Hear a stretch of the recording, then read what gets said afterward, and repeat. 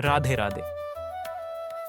स्वागत है आप सभी भक्तों का हमारे इस पावन कथा प्रसंग में, जहां प्रेम, भक्ति और करुणा की अनुपम गाथा आपको सुनने को मिलेगी। आज हम आपको लेकर चलेंगे ब्रज की उस दिव्य भूमि पर, जहां राधा रानी और उनके प्रिय सखाओं की अद्भुत लीलाएं हुई।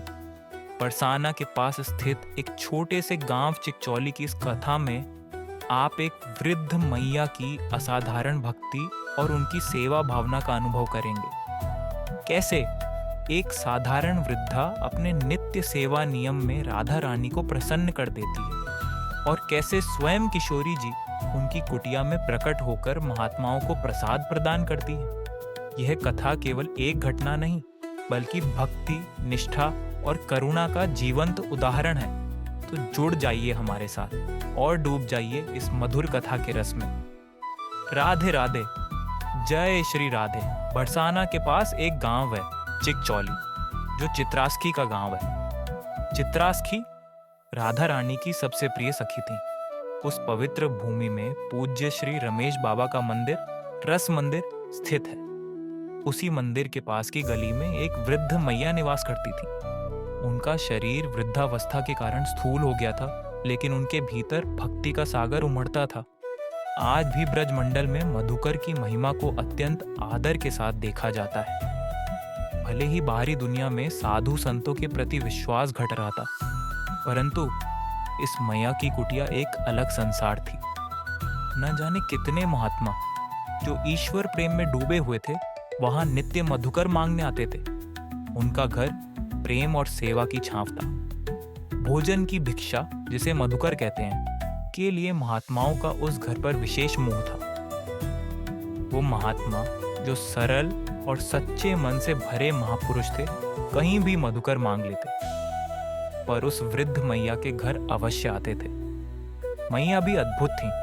वह बिल्कुल अकेली थी, उनके साथ कोई नहीं था। बावजूद इसके वह हर दिन अपने लिए 2 टिक्कड़ सेकती और साथ ही 8 से 10 टिक्कड़ महात्माओं के लिए बनाकर रखती। यह भावनाओं की पवित्रता थी। हर दिन सोचती कि कोई महाराज आएंगे, कोई संत आएंगे, तो उन्हें भूखा ना जाने दें। देहरी पर बैठकर इंतजार करना मैया की नित्य सेवा थी। जब मधुबनी का समय होता, वह इन टिक्कड़ों को लेकर बैठ जाती। जैसे ही कोई संत या महात्मा गुजरते, वह उन्हें प्रसाद स्वरूप टिक्कड़ दे देती, कभी आधा, कभी एक। उनके हृदय से सेवा का ये भाव इस भूमि को भी पवित्र कर रहा था। यह कोई ऐसा नियम नहीं था कि साल में एक बार भोजन करा दिया हो। यह उनका नित्य नियम था, उनकी साधना थी।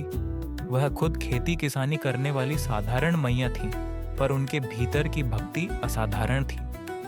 यह नियम वर्षों तक चलता रहा। भक्तों, श्री प्रिया जी के प्रति उनकी इतनी निष्ठा थी कि शब्दों में बयां करना कठिन है। आहा, हाँ, क्या कहें उस अद्भुत प्रेम को। जो रस बरसता है बरसाने में, वह तीनों लोगों को भी प्रिय है। श्री प्रिया जी के लिए मैया का वही रस भाव था। उनके लिए ही वह संत महापुरुषों को मधुकर दिया करती थी। लेकिन एक बार ऐसा हुआ कि मैया का नित्य नियम टूट गया। उस दिन सुबह जब वह अपने घर की लीपापोती कर चुकी, उन्हें फसल के कुछ काम के लिए खेतों पर जाना पड़ा। वह फसलों के काम में इतनी व्यस्त हो गई कि टिक्कड़ बनाने का ध्यान ही नहीं रहा। दोपहर का समय हो गया, मधुकर का समय निकल गया। तभी अचानक खेतों में काम करते हुए मैया के मन में जैसे बिजली सी कौंधी।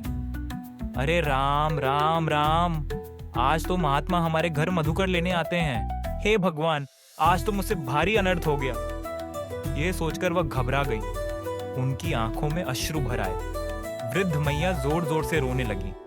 वह सोचने लगी, यह अपराध मुझसे कैसे हो गया। महात्मा किसी और से मांग सकते थे तो कोई बात नहीं, पर वे मेरे घर पर जरूर आते थे। वह रुआंसी होकर घर भागी। घर पहुंचते ही आटा इकट्ठा किया और तेजी से टिक्कड़ बनाने लगी। शाम हो चुकी थी, शून्य काल समाप्त हो गया था। उन्होंने सारे टिक्कड़ बनाकर पात्र में रखे और दौड़ते हुए महात्माओं के पास पहुंची। रोते हुए बोली, महाराज, आज तो मुझसे भारी भूल हो गई। कृपा करिए बाबा, मुझे क्षमा करिए। मेरी वजह से ठाकुर जी की प्रसादी आपको नहीं दे पाई। उन्होंने टिक्कड़ हाथ में लेकर महात्माओं से बार बार विनती की, बाबा टिक्कड़ ले लीजिए, आप इन्हें ग्रहण कर लीजिए। महात्माओं ने मुस्कुराते हुए कहा, मैया कैसी बात कर रही हो? किस बात के लिए ये दुखी हो रही हो? वजह क्या है ये तो बताओ। बाबा से कहने लगी, मुझे आज बिल्कुल भी ध्यान नहीं रहा। मैं खेतों पर काम करने चली गई, लेकिन आज मुझे विलंब हुआ और बाद में ध्यान आया। मेरी गलती इतनी बड़ी है कि निश्चित ही किशोरी जी मुझसे नाराज हो जाएंगी, श्री प्रिया जी मुझसे नाराज हो जाएंगी। ये सुनकर महात्माओं के चेहरों पर हल्की मुस्कान आई, लेकिन उनकी आंखों में गहरी करुणा झलक रही थी।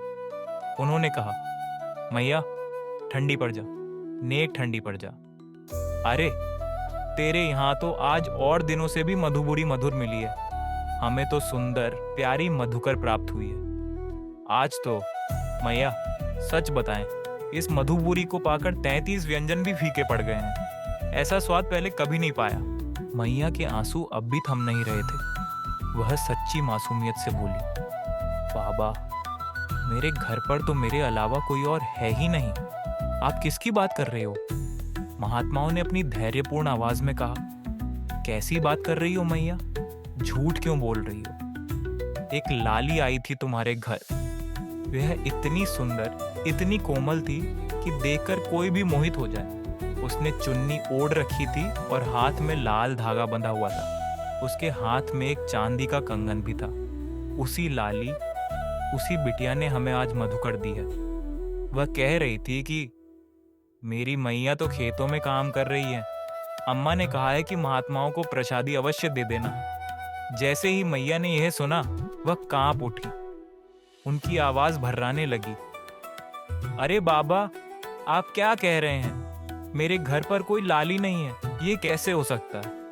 महात्माओं ने हाथ जोड़ते हुए निवेदन किया, अरे माता हमें तो प्रसादी मिली है, तुम्हारे घर से ही मिली है, इसमें कोई संदेह नहीं है। महात्माओं ने आगे बताया, वह लाली अपने हाथ में लाल धागा और चांदी का कंगन पहने हुए थी।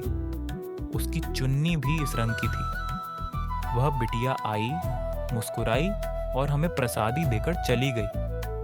महात्माओं की बात सुनते ही वृद्धा मैया के रोंगटे खड़े हो गए।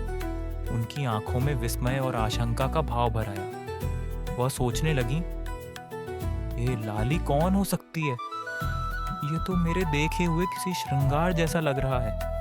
लाल धागा, चांदी का कंगन और ऐसी चुन्नी, ये कोई साधारण बिटिया नहीं हो सकती। मैया बेचैन हो गईं। उन्होंने जल्दी जल्दी अपने घर की ओर रुख किया। घर पहुंचते ही जैसे ही उन्होंने अपनी कुटिया में कदम रखा, उनके दिल की धड़कन तेज हो गई। भक्तों, जब मैया ने कुटिया में श्री जी का विग्रह देखा तो उनकी आंखें ठिठक गईं। उनकी नजरें उस अद्वितीय छवि पर टिक गईं। श्री प्रिया जी के हाथ में वही लाल धागा था जिसकी चर्चा महात्मा कर रहे थे। किशोरी जी के हाथों में वही चांदी का कंगन चमक रहा था। आह, हाँ, उनकी चुन्नी का रंग भी वही था। श्री प्रिया जी मानो स्वयं खड़ी होकर इस खेल में सम्मिलित हो गई थी। जैसे ही किशोरी जी को देखा, मैया का दिल भर आया। वह घुटनों के बल गिर पड़ी और फूट फूट कर रोने लगी। उन्होंने कहा, अरे लाडली, आज आपने मेरी वजह से इतना कष्ट उठाया। आज महात्माओं को मधुकर देने के लिए आप स्वयं पधारी। उनके शब्द आंसुओं में डूब गए। वह जमीन पर सिर रखकर बोली, आपने मेरे भाग्य जागृत कर दिए।